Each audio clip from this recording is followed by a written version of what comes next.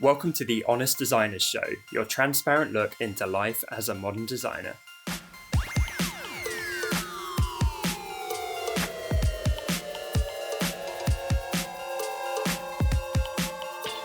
My name's Tom Ross and I'm the founder at designcuts.com, and this week I'm joined by my fellow Brit and hand lettering expert Ian Barnard and the incredibly talented South African illustrator Lisa Glans. This week we're joined by the ridiculously talented brand designer Jacob Cass. Jacob's a friend and one of the most respected designers and content creators in the industry, so we are super excited to pick his brain today. Without further ado, let's get into the show. Jacob, welcome. Hello. Finally, we're here. Very excited to talk to you all. Yeah, so excited to have you on. I can't believe it's taken this long, to be honest. I'm going to put it down to time zone differences. Yeah. Otherwise, we would have had you on years ago. I had no idea you had done 140 or so episodes. That's crazy. Thanks, mate. Yeah. We're pretty Very prolific, consistent. I like to think. Yeah. Yeah. Speaking of time zones, we're, of course, down Dustin today because he's fast asleep, I'd imagine, over in America. But I'm so glad we could make this happen. And yeah, Jacob, honestly, thank you for joining us. I feel like this is going to be a value-packed session. I almost don't know where to start because you've been so prolific in so many areas. So for the listeners out there who don't know you, could you maybe give like a 30-second in a nutshell overview? Sure. Where to start? So I love branding, design, and logo design, which is my specialty. And that's really where my passion is. It's in logo design, but I also have been running a design blog called Just Creative for 10 plus years, where I've been posting tons of content over the years. And that's really how it's really been the backbone of my business for all those years. And I love sharing what I learn with everyone else and learning in that process. So that's really me. I do logo design and branding, and I'm kind of going more into strategy now. As well as content marketing like we all do. So that's really me in a nutshell. I guess that's over 30 seconds, but... No, that was pretty That's on the pretty nose. good, yeah. Cool. I guess one of my questions, and this is very common amongst our listenership, is it's fantastic now to look at you as someone who's very established in our industry, but I'd like to take you back to the earlier days. So when you were in the same shoes as many of our listeners, how did you kind of get your foot in the door? Yeah, so my story is probably not going to help a lot of designers because I had a lot of, I just got fluky, but there is some aspect to it, or lucky, I should say. But luck comes from hard work, I guess.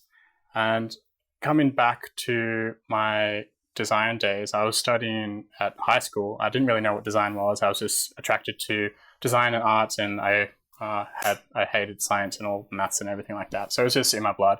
But as soon as I found out from my career advisor that design was a career, I got really interested in that. And I spoke with our design teacher there, who kind of was like a hybrid design teacher. She kind of specialized in woodwork, so wasn't really into design or anything, but they kind of just opened the door to the opportunities. And I started to get friends asking me for design work. I was just doing like Photoshop morphs and random like invitations and things for parties, just as like for fun, really, as a hobby. And soon started people offering to pay for these services. So I started a business called Jack Cass Productions, which was a terrible name, which is kind of tied into Jacob and Cass. So that was my very immature teenage days, and that lasted for 1 or 2 years, and it was terrible. But I had like a HTML only website, and it just had my services of like web design, which was pretty new because not many people were doing it back then. And it was a little step above GeoCities, and it was more about using Photoshop's export to web feature. So I was doing all the designs in Photoshop, and from that hobby, it kind of morphed into me wanting to go into do a degree at university. So I hopped into university and did a design degree for 3 years there. And through that time, I had set up a blog called Just Creative Design. And I used that as a platform to share my learnings at university. So this really opened my eyes to the world of blogging. I had no idea about blogging.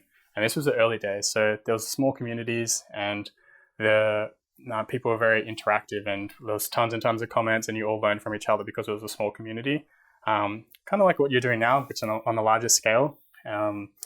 And that really was the stepping stone for my career, because after 3 years or 2.5 years, this agency in New York offered me a job through Twitter.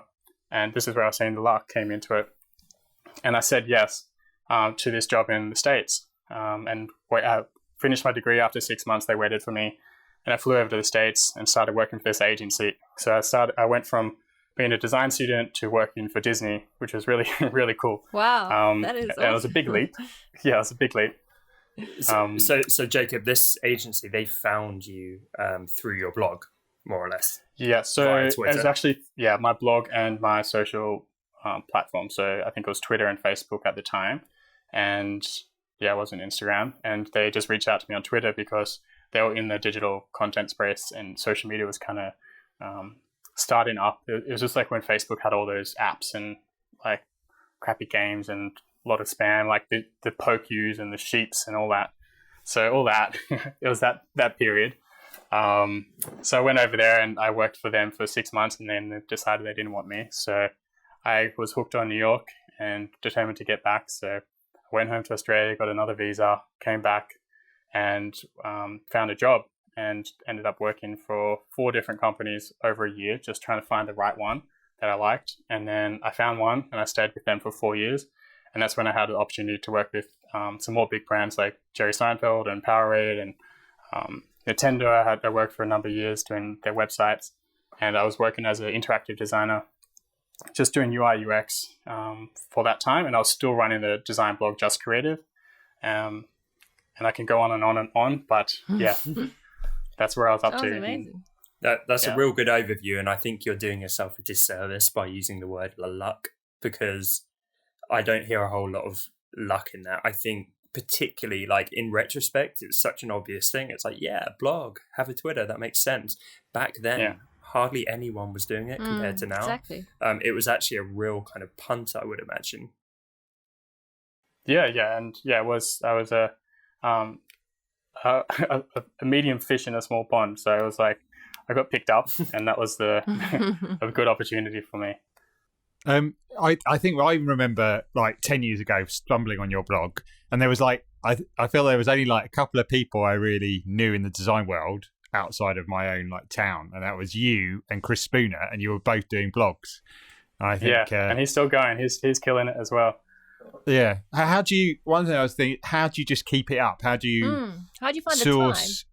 The time? Yeah, find the time and source what you're going to write about, because I think that's something that a lot of people struggle with. Well, how can I keep the content up? You know, what am I going to keep writing about and stuff like that? I wish I had that. I wish I had that problem. I got so many ideas that I just don't have time to do that. Wow. I literally have like over hundreds of guest articles that people have sent me that I just literally don't have the time to review or post or anything like that. So it's not just my content. I enjoy writing my content and talking about it because that's how I learn. And my problem is actually writing too much content and not divulging or learning enough from other people. And I've kind of like changed that recently. But that's just how I learn, is by sharing and educating. And I think that's why I've always been focused on the blog, and really why I did it in university as well, because it was just documentation really. And you learn by educating others. And that's really what drives me, I guess. You know, I remember the early days, because do you remember I had my design blog back in the day? Oh, we sound so old. The early days. The good old days. Yeah, you guys are so young and you're acting like you're 50. Yeah, carry on. I'm not going to even say the name because it's still live and it's so embarrassing now. Our PSD fan? What? All right, bleep that out, Marco. But yeah, I started that around the same time as your blogging, Chris Spooner. So I think it was that kind of 2007, 2008. And it was such a different landscape then, because a similar thing happened to what happened with social media, where a few years after that, there were hundreds of design blogs. But can you talk for a little bit, because I certainly experienced this, on the impact of being a bit of a first mover, because my blog had 100,000 visitors, I think, in its second month. And that would now be incredibly difficult. But when there weren't that many blogs, there was a huge demand for that kind of thing? Yeah, it's it goes up and down. Like all the content from those days, some of it is still my most popular posts from like 2008, but some of them have just vanished. They don't appear up in Google because people improve on the content. They take it, rehash it, and I think that's great. But it just outranks you, and it's always a game to outdo the other content, put more words and make it better, and make more people share it. It is a game, but the best content wins, and it also is about creating content that's not out there. So that's also a part of the challenge, and it depends what you want to get out of it as well. But I think it's very, very important to have your own platform, because so many people are focusing on social media and they don't have these ecosystems to for social media to push to. So products and your own platform, for example, and courses or whatever it may be, they may just be doing social media for they're just wasting their time if they don't have a real goal or anything else to sell, whether it be services, products, or whatever it is. I saw you actually just had a chat, I think, in Instagram Live with, was it Melinda Livesey? Yeah. And I've been saying Livesey, so sorry if that's correct. So I probably got it wrong myself. And one of the things I saw you dropped in that was that less than 1% of your traffic comes from social. And so you were really stressing, how powerful things like SEO can be, and just having that weight of content to kind of create that inbound traffic. When you're producing content, something I've really noticed with guests, I don't know, Ian and Lisa, if you have as well, it looks like it's all kind of easy and natural, but when we actually have them on the show and you get that look under the hood, it's like you're actually really strategic, and there's all this stuff going on that people don't realize. How is it for you, Jacob? Do you literally just think, I feel like writing about this today? Or do you have some kind of strategy or checklist or process that you go through for each bit of content to try and work that system? Yeah. And before you answer that, were you always like that, or is it something that you developed over time? Because I'd like to know that. Yeah, absolutely. So good question. So I'll talk about over time, because in the beginning it was my design process, learning. It was all me blogging about design basics, and like you're learning these like simple skills that now they're just natural, and you don't realize that you actually had to learn them. It took 3 years for it to finish a degree. So I'm talking about design principles, and you're doing these like exercises that seem pretty basic now, but they're crucial to learn.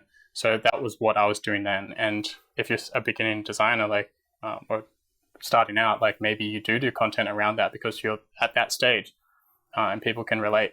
Right now, well, I guess the middle phase, I was focused on logo design and identity design. So a lot of my content was around that. And then I transitioned. I was working in the States, so I didn't have as much time to do my own writing, and I had a lot of guest articles. So then the content strategy was very all over the joint, but it meant that my blog had tons of different diverse content. So got picked up more on social media, and it would just become a resource hub for not just designers, but business owners, because a lot of people want to do branding by themselves, or they're trying to find the right font or whatever it is. They're trying to find resources, and then their site comes up. So I'm not always targeting designers with the content. And then let's say 3 to 6 months ago, maybe a year, I don't know, I lose track. I've focused more on brand strategy, and I've been learning more about that and how to separate strategy from design or identity design, and kind of talk to the clients about two separate things. So a lot of my content in the past couple of months has been more on me learning about this brand strategy kind of thing. And that's when I had the chat with Melinda. So it just pivots to where you are as a designer. It's not always, it's just right for you. And you have to know where your skill level is at. Like if you're a beginning designer, you don't want to have all this content talking about brand strategy when like you're still learning the basics of design. It just doesn't make sense. But I'm not saying don't share, like definitely put all your work out there. Don't be afraid of it. Like other people, there's going to be people behind you as well, so they can learn from you. You're always going to be a step above someone and a step behind someone else. So as long as you share your work and your process, you'll be growing 100%. So that would be the biggest tip. Just put your work out there. But be honest about where you're at. Don't be a charlatan. Yeah, basically. Yeah, exactly. Yeah. Nice plug there. So it's almost like you've taken your learning process and you've kind of like, written about it all along, and it's actually ended up, ironically getting you work, even though you're showing that you're still learning. It's a really interesting thing, and I find that whenever I do that in my business and I share that, it actually does benefit both you and your audience. And I think where I get frustrated is that there's so many people that I want to hold all the secrets close to them. Like, I worked really hard to get where I am, and I'm not going to share how I got there. And I think if we all kind of sharing and showing that we're learning as we go, then this stuff isn't so scary for everyone, and as you said, there's always someone behind you that needs to learn, and there'll always be somebody ahead of you that you need to learn from. So I think it's great, and I mean, it's obviously paid off for you, obviously. It definitely does. And even Melinda today said the exact same thing. So she's been on The Future talking to Chris, and she is learning the process, but clients are coming to her saying, I want this. Even though she's learning, she's still a step ahead of many other people. And like, these clients could actually go to an agency and hire them, but because she's exposed and talking about it open, and people can see who it is and can see behind the curtain, they're actually more intrigued and want to get involved. I think why I like that so much, Ian, why I enjoy that so much, because the whole social media thing is so focused on being perfect. Like, you only show your best picture and you're only showing your best foot forward, and this is actually kind of debunking all of that, but at the same time it's really benefiting artists and creatives. So I think it's awesome.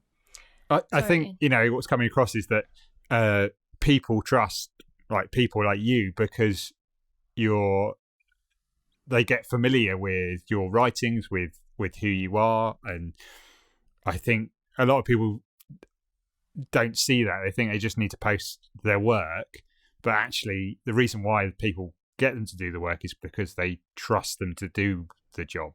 Yeah. So, for those who don't like putting themselves out there, I think that's, they need to do that so that people get to see them. And I suppose that works for both, whether you're trying to build an audience or whether you're just trying to get work from brands. Either way, it's another person getting to know you, to trust you, whether to buy your products or whether to buy your services, I suppose. Yeah. So true. Absolutely. I mean, within this whole world, and I'm going back to our kind of old granddad blogging days, Jacob. What I saw was an awful lot of blogs where it was like mylovelydesignblog.com and that kind of thing. Whereas I would say what you've done is more personal branding.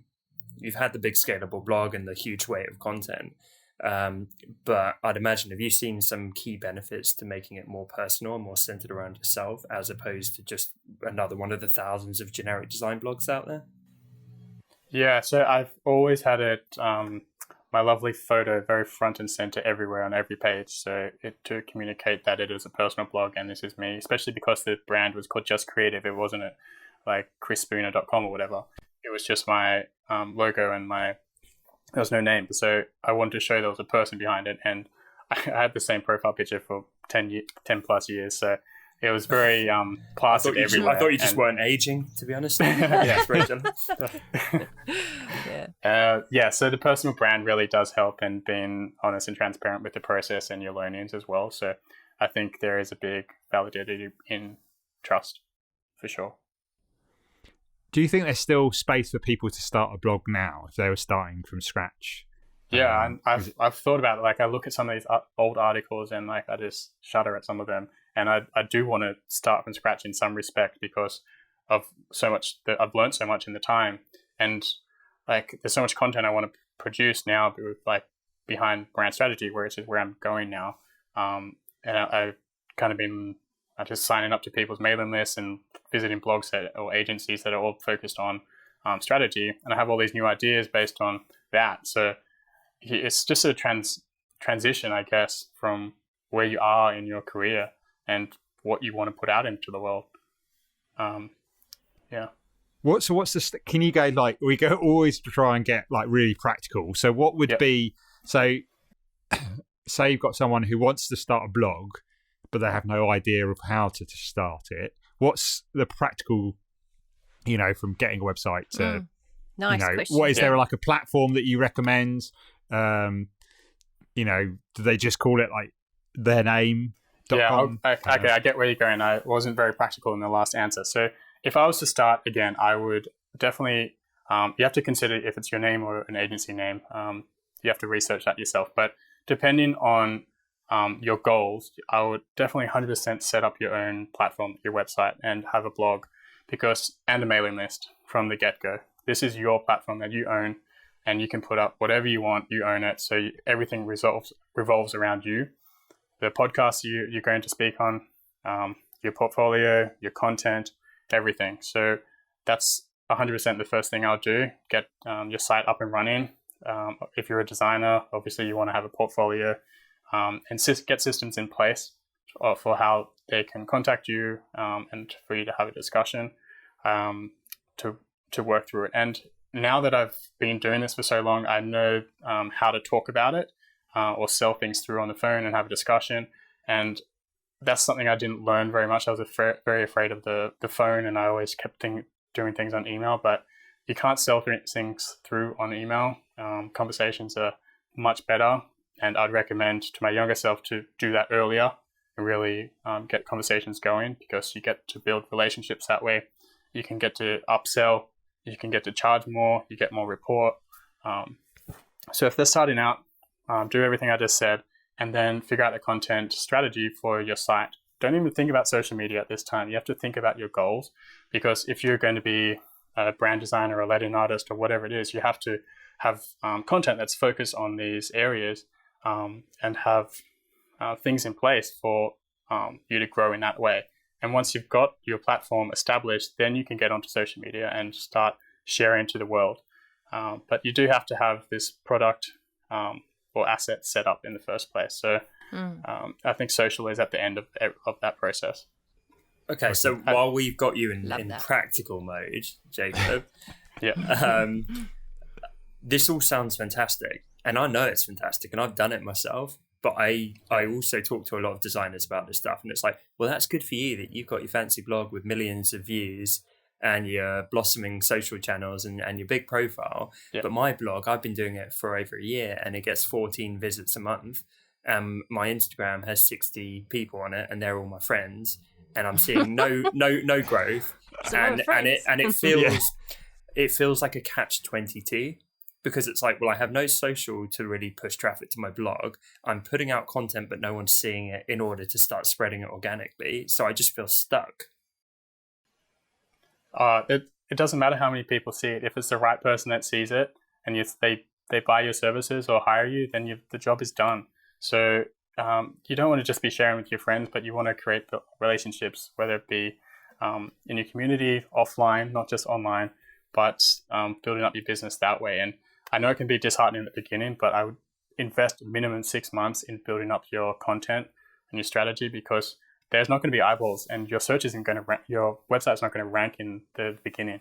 But you do have to learn search engine optimization. That's like 100% key to getting your blog out there and getting your site ranked, and you have to get links back to your website as well. So that's where the community comes into it. Okay, so let's break those two down for a second. Yeah. With SEO, how would someone effectively learn that, in your opinion?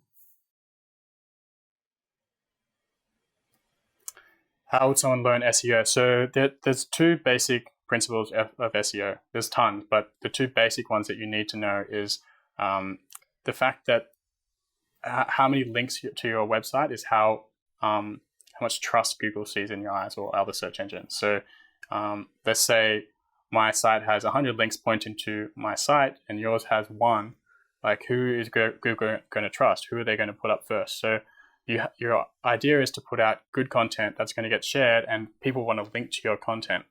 And there's link building strategies, and you have to do outreach to get those links in the beginning.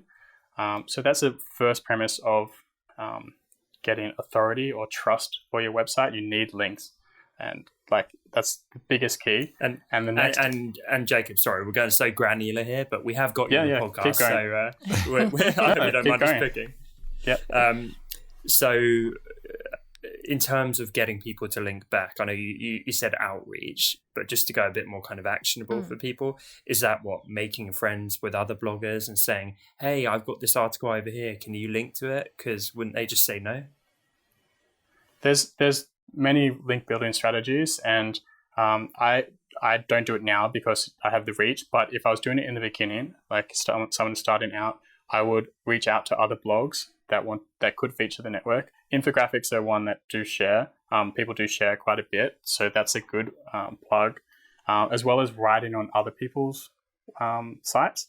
So if you want to, let's say Smashing Magazine is a big one. If you wrote a bloody good article and got it posted on there, you'll get a link from a very high-ranking website. So this is another layer deep. So if you get a link from a very high-ranking website, such as Smashing Magazine or CNN or New York Times or anything like that, the link is worth more instead of just like Mary Jane's Fish and Chip Shop, which is going to be nothing. So you have to consider where these links are coming from.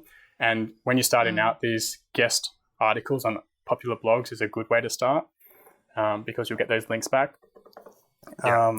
And there's you're also right, it's disproportionate, isn't it? So actually one link from one of these huge sites is worth more than 10,000 links from tiny sites. Yeah, exactly. So there's something called domain authority, and every website has domain authority, which is how many links back to the site, more or less. And so you want links from these high-ranking websites to go to your site. So if you want an actionable tip, look up link building techniques because there's many ideas. You can even, it's kind of grey hat where this is getting more technical, but there's different, it's called white hat, black hat, grey hat, and it's like and you hire people to do the outreaching for you and they can put a link on the site. So it's kind of like trading links, or sometimes people buy or sell them. You're not meant to do that, but often if it's a good piece of content and I get this all the time. If it's a good piece of content, I'll add it because I understand people are trying to build up their links, and I do. If it's a good resource, I do put the link back into an old article because it just helps them out. And I think if someone asks you as well, that you should help them too. It'll pay it forward. Yeah, well, Nice. Very, very kind mindset. I think that's probably one reason why you're doing so well.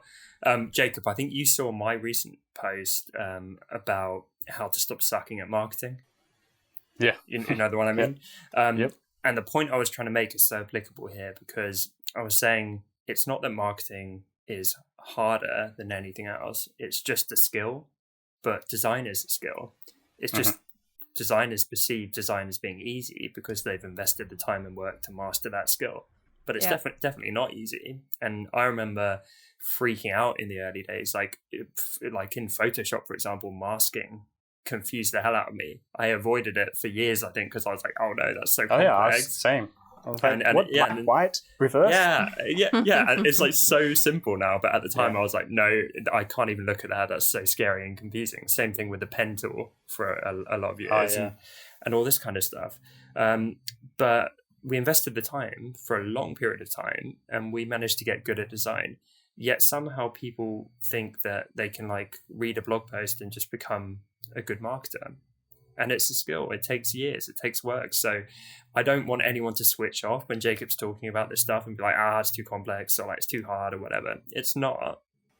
But often, always the answer is just putting in the work. It's like I know people who keep asking me about Facebook ads, and I know people and friends who are killing it with Facebook ads. But you know what they did? They went and took every course they could get their hand on. They went and tried a bunch of stuff. They went and actually put in the work. There is no blueprint. There's no shortcut. The same way Jacob can't just give you some pointers of like, do this and you'll be a great designer. You need to actually put in the work. Like, I'm guessing that's what you found as well. Yeah, absolutely. And I didn't even get to the second point with SEO. So the links is the big one. And the other one is page titles. So like the keyword that you would type into Google is very important. So let's say entrepreneurial podcast, and you want to have that rank on the site. You'd obviously have that in the title tag. So that's basically what appears when you type in Google and you click on it. That's the word there. So you want to research the keywords that people write and put that into your title tag. Every web page has a title tag, and it's very easy to apply a title tag in whatever platform you're using. So WordPress, Squarespace, all of them have a title tag. You really have to put that in, because that's the biggest way people will find you. So as an example, not using you, but I do a lot of affiliate marketing for Amazon products. So best tablets for designers, best monitors for designers, best this for designers. And that's what you type into Google, right? Best tablet for designer. That's the three keywords. That's the keywords I use in my title tag. It's exactly what people type. It's not rocket science, but you have to get it right, you have to get the keywords. But it does get competitive. So there's other big boys in the market like Creative Block and Tech Radar and all these big companies that are trying to outrank me as well. So I'm competing against them. So it's a game, and you have to figure out the different keywords and see how you can rank and get better links. But if you get those two things right, the title tags and the links, like you're 80% of the way there. So I have tons of articles on SEO on my site that are basic. You can read them in 5 minutes, and you get that, and you'll understand like 80% of SEO. And you know what? This is no disrespect to our listeners, but probably 99% of them are not going to go and do that. And 1% will. And they're going to be the ones that actually show some traction and get the results. And then the 99% of the listeners are going to be tuning in 100 episodes from now being like, oh, I still don't have a blog and it's still not ranking well. And why is that person over there doing well? It's like, because they went and read Jacob's stuff and got started. Yeah, but yeah. I totally just the links and the titles, like that's what you need to think about. If you can do those things, you're halfway there.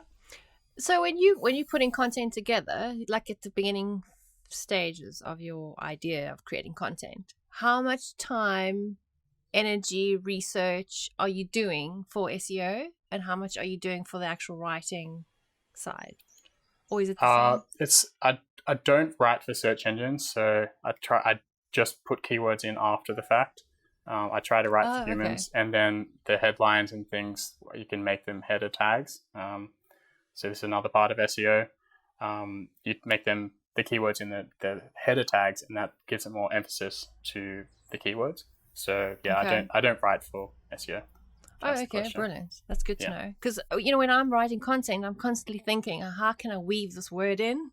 But if you say it's not that important, and you only kind of do it later on when you. Well, I don't like thinking like that. I would go back and put it in. Okay. Because otherwise you focus on it and it's just not natural. So obviously you'll have an outline of what you want to talk about. So the topic, and then maybe the structure of it, and you already got the keywords there. You can just go back and edit them as you need. Good tip. Or Lisa, just get your keyword phrase and just copy and paste it 400 times on the blog answer. I can't do that. That's called keyword stuffing, folks. Yeah. Yes. I've got a good metaphor for what Jake's talking about. So, it's like having a car, and you've got like a Porsche, something that looks really nice, but it's not going to go anywhere unless you have the SEO marketing, which is like the fuel in the tank. It's not exciting. Fuel is not an exciting thing, but it's fundamental to get you anywhere. Somewhere. Yeah. I thought it was exciting, Ian. Well, that's blown that. Yeah. No, I know exactly what you mean. It's not like data and SEO. It's not the sexy side of marketing or design, I would say. But that is a good segue, actually. I would say what is sexy is Jacob's lifestyle. Because Jacob does have a very, unless I'm missing something, you seem to have a bit of a dream lifestyle. You have your Just Globe Trotting blog, and even my team comment on this. You've almost adopted like influencer status, I think, with my team, because they're always like, oh, look at Jacob. Jacob's on another beach, he's like working, he's got all this passive income, he's got like the beautiful tanned wife, and like, he's living large. He's standing in front of a waterfall in Bali. Exactly. And his Lamborghini. You know what I mean? And I'd say we all have like a lifestyle we should be very grateful for. But I know for me it kind of ebbs and flows. So I have periods of like intense stress, and then, you know, more fun times and all the rest of it. You seem very kind of leveled out. You are in, I'd be remiss not to mention this, in remarkably good shape, disgustingly good shape compared to the rest of us. How old are you, Jacob? I'm 31. Yeah, same as me, right? Yeah, when we met, when you came over and we went out for dinner and stuff, I think I was in the midst of like quite a stressful period. So I was there having like some introspective breakdown, and you're just like, yeah, I just got back from the beach, I just popped over here having a good time in London. And I swear you say That this in must have shut you your up. don't compare yourself to others. I do, but as much as I love what I do, sometimes I look at it and go, did I sort of go wrong somewhere? Because you just seem to have such fantastic balance between like fun and health and family and success.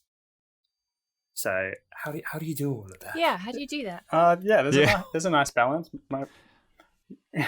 So the travel, like you're seeing the highlight reel first off.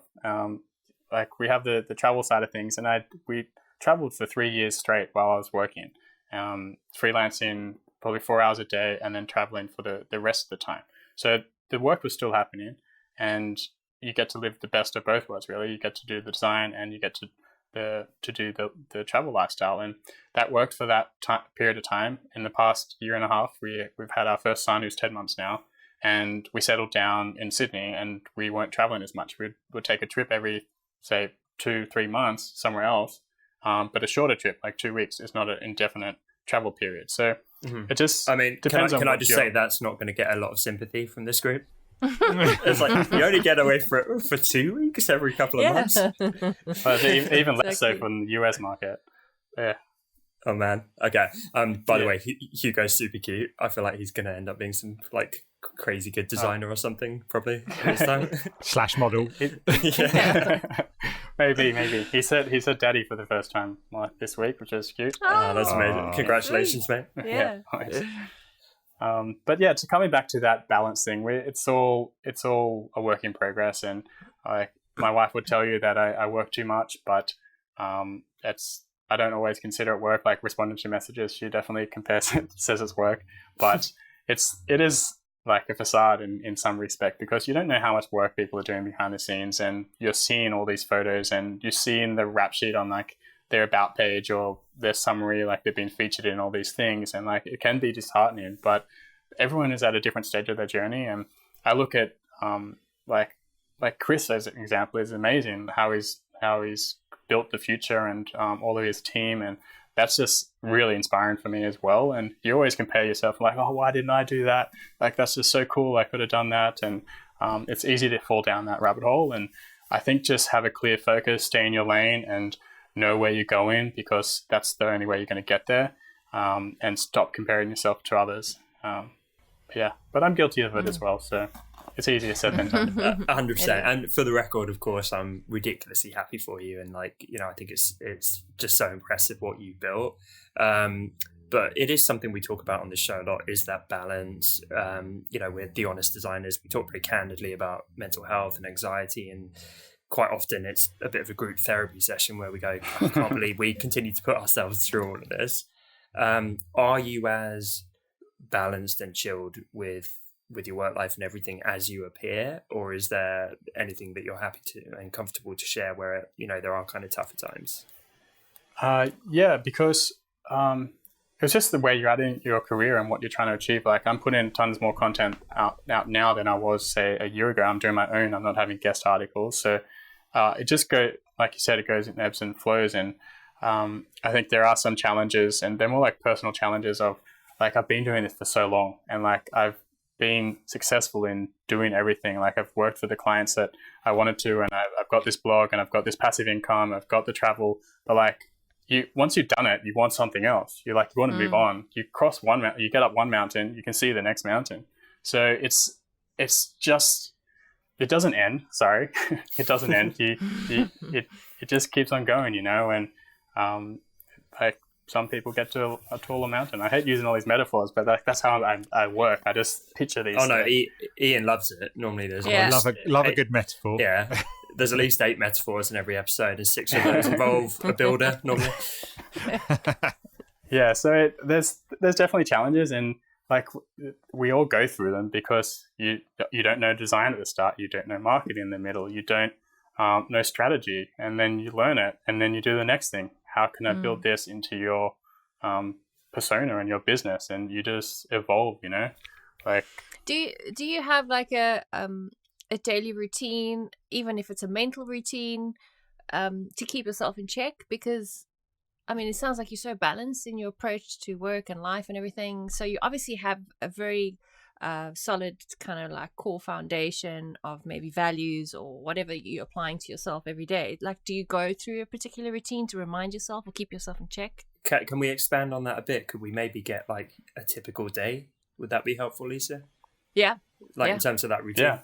So first off, my wife is extremely organized. So that's a huge factor in this, because she organizes my social life. She does dinners. She looks after Hugo's dinner, and she looks after Hugo for about 80% of the day. So my typical work day would be, we get up at 6. We have family time until, it changes because it just depends on the day, but it's a couple of hours in the morning. We have breakfast together and to get ready, and either she goes to the gym while I look after Hugo, or I go to the gym, she looks after Hugo, whatever it may be. And then we start work. I do emails and Instagram and socials in the morning, because that's when everyone is awake at the same time as in the morning. So it just works in terms of responding to client comments and doing socials at that time. And then I do emails for an hour or two just to declutter my mind. And then I get into design or doing content, and that's generally from, 10 to 2, and then I'll have lunch, and then another couple of hours doing design or whatever it may be. And then I'll have a gym session at 5 or 5:30, and then come home and do dinner. And then I would do like half an hour extra work if I have to. I try not to, but sometimes it's necessary, because that's when the rest of the world wakes up and there's some pressing issues. And then I watch Netflix with my wife and just chill out for an hour or two before bed. So I keep it pretty balanced in that way. Obviously, things change, but I don't have to go anywhere to work. I work from home, so I have more time that way. I don't have to commute. That's what people often forget. Yeah. Have you found, has it gone down? So I lost track of how many hours. What's like a typical working day? So 6. I wake up. So I probably start at 8:30 to 5. So it's generally about 7 hours of work a day. Okay. But when I was traveling, it was 4 hours a day. Okay, so we're looking at 4 to 7. I'd say that's kind of a dream for many people. Was it always that way, or did you kind of put in the upfront time in the early days, and now you've been able to back off as you build more of a passive asset? Well, in New York, I was working a lot of hours because it was the New York agency lifestyle. So you went into 10 till 6, and then I came home and worked on my stuff. So I was working a lot. So it was a lot. So I'd come home, have dinner, and then work for another few hours doing freelance stuff. So that was like probably 12, 14-hour days, depending on the situation. That's kind of what I wanted to hear, because I didn't want anyone to walk away from this episode and be like, so I just work 4 hours a day on the beach and I'll be set. It's like, you laid the foundation. Yeah, so those 4 or 5 years, I learned a ton, because I was in an agency where I had many smarter minds around me that I could learn from. So I learned presentations, and I practiced my craft in UI UX, and I was still doing Just Creative at the time, and blogging and sharing, and they were pretty flexible with how I managed that as well. So that all helped build the business while I was still working full time. And I was kind of just moonlighting at on weeknights as well. Not every night, but there was definitely some really long nights. That's awesome.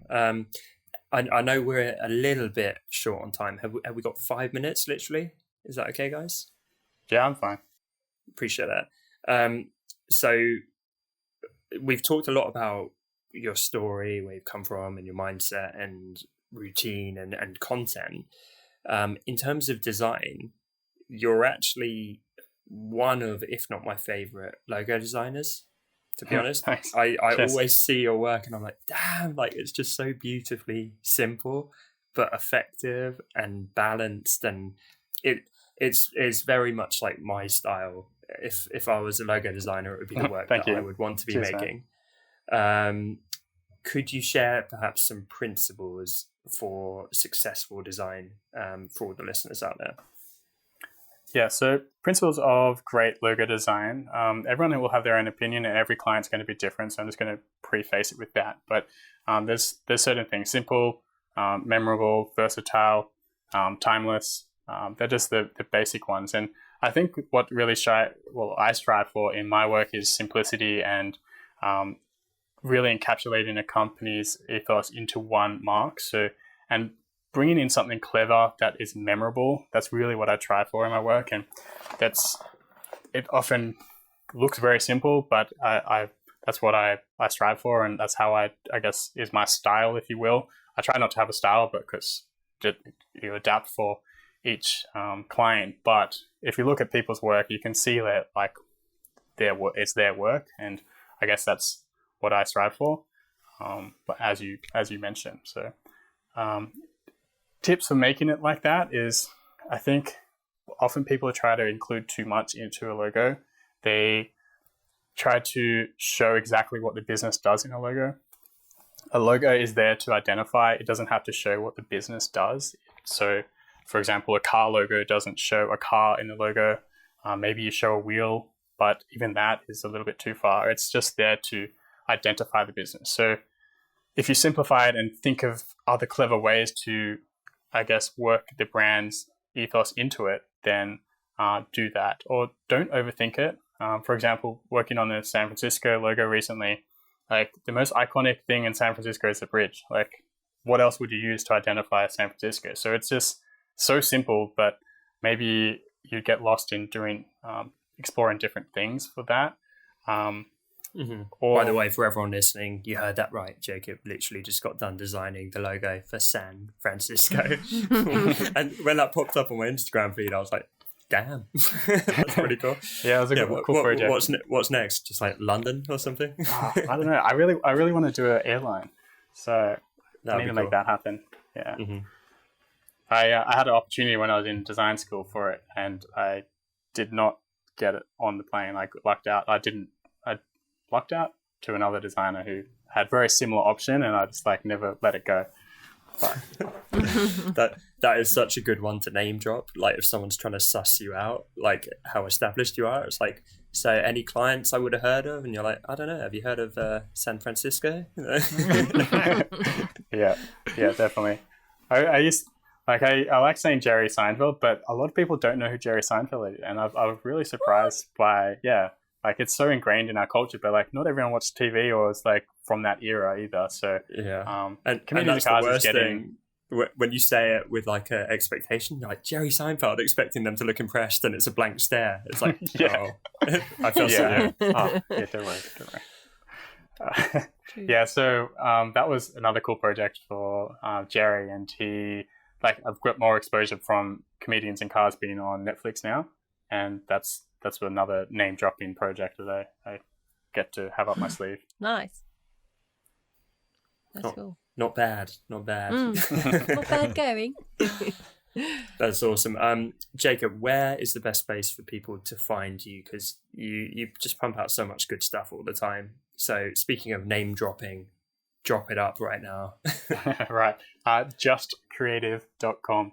You'll find all my links on there. All my handles are Just Creative pretty much. So Instagram and Twitter and Facebook, they're all /JustCreative. Awesome. There's also, if you join my mailing list, there's a awesome branding briefcase, it's called, and there's hundreds of branding and design goodies that you can download there. So worksheets, mock-ups, some from Design Cuts actually. And nice little smile there. And many freebies, so check it out. You'll get a little pop-up if you go to my site to join, so that's an incentive to go there. Yeah, it's super valuable. I've had quite a close look at this working with Jacob, and I recommend it for every single listener. This is not here's a bunch of random freebies. It's like really, really good stuff that he should and probably could be charging for. So check it out. And also check out Jacob's Instagram, as he says, Just Creative, because he's been ramping up the content game there. He is he's chasing after me at a scary pace right now with his growth on that platform. But everyone go check it out because there's some really good stuff on that platform too. Jacob, thank you so much for jumping on. Really appreciate it, mate. Yeah, no, thank you. It's been great. That's meeting you. Really helpful. Yeah, that was super insightful. We'd love Cheers. to have you on again in the future as well. Yeah. Yeah, lovely. Yeah, it was a good chat. I like this video format with the four videos. I haven't actually done that before, so it's really cool. Well, just thank goodness Dustin isn't here. It would have been Yeah. everyone. Make it odd numbers. Yeah. Cool. Cheers, Jacob. Chat Yeah, soon. thanks. later. See you. Bye from us. Thanks so much for listening to this week's episode. As always, you can find full show notes over at honestdesigners.com or find us over on iTunes and now Spotify by searching for The Honest Designers Show. And remember, we're now on social media too, if you search for Honest Designers. If today's episode helped you, then it would mean the world to us if you took just a moment to leave us a quick review over on iTunes, as this is one of the best ways for other designers to discover the show. Thanks again for tuning in, and we will see you next week right here on The Honest Designers Show.